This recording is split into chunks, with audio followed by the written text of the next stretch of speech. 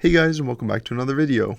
In today's video, we're going to be covering this question on your screen right now, and that is where to park your cash.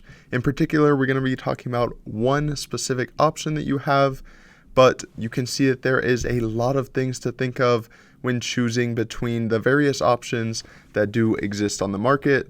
Some of them are listed right here. We're talking about access, interest rate, service, and potential penalties or fees that you might have to pay depending on the option that you end up choosing. Now, one of these options that you have that just so happens to be the topic of this video is a savings account. And particularly today, we're going to be talking about high yield savings accounts, but there's also your traditional savings account, which I'm sure all of you already have. Now, the biggest difference between the two of these things, as you might imagine, is that high yield savings accounts traditionally are going to be giving you a higher interest rate than traditional savings accounts. And a little bonus is that a lot of these high yield savings accounts also pay out interest daily instead of traditional savings accounts, which might do it monthly, meaning that we're going to be able to compound our money a lot quicker. Although it might seem like a small thing to do it daily instead of monthly, I promise you it does make a difference in the long run.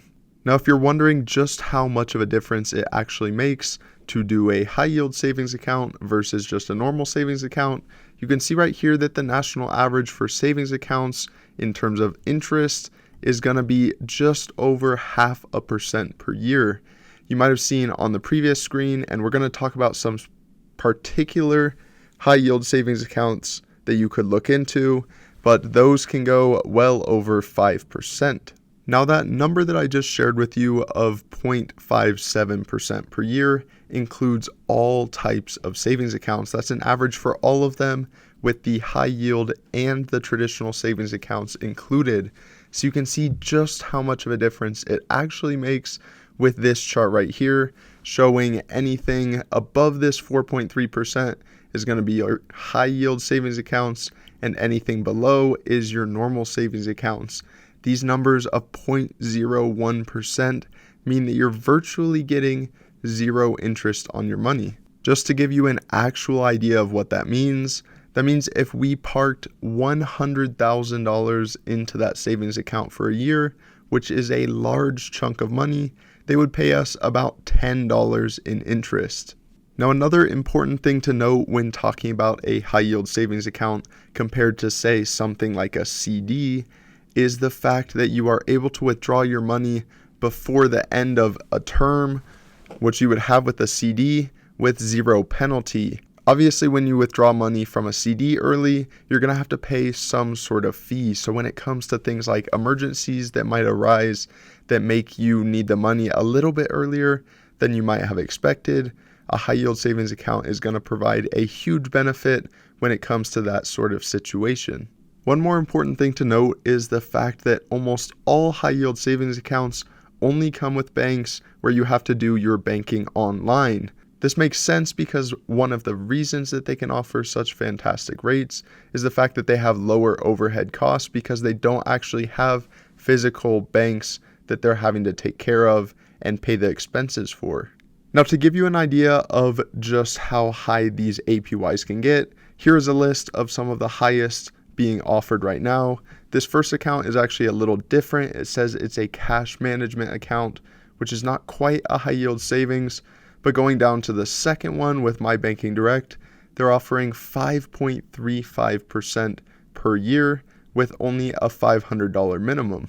So you can see that these can actually pay out at even higher rates than T-bills, and you can withdraw your money at any time. Now, obviously, the biggest differences are the fact that these rates are always going to be changing.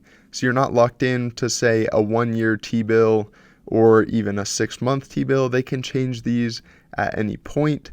And so if you're looking to lock in a rate, this might not be the best option for you.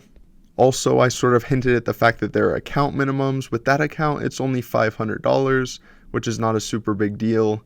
But if you're looking to invest as a younger investor, an account with, say, a $5,000 minimum might be a little bit harder to match. It's also important to recognize that just like T-bills, this might very well be a once in a lifetime or a once in a very long time type of opportunity. When we go ahead and look at this graph from January 2022 up until now, you can see that back in 2022, high yield savings accounts on average were only paying around 0.7% per year, under 1%, and now the highest ones are up there above 5%.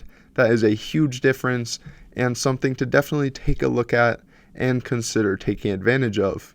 Now, just like with everything else, there's going to be some cons, some downsides to high yield savings accounts. The biggest things are going to be, once again, the minimum balance requirement and the fact that the rates fluctuate. Once again, you're not locking in your rate. The bank can decide to change it at any time because obviously they have to make their money as well. But another thing to note is the fact that there are technically withdrawal limits.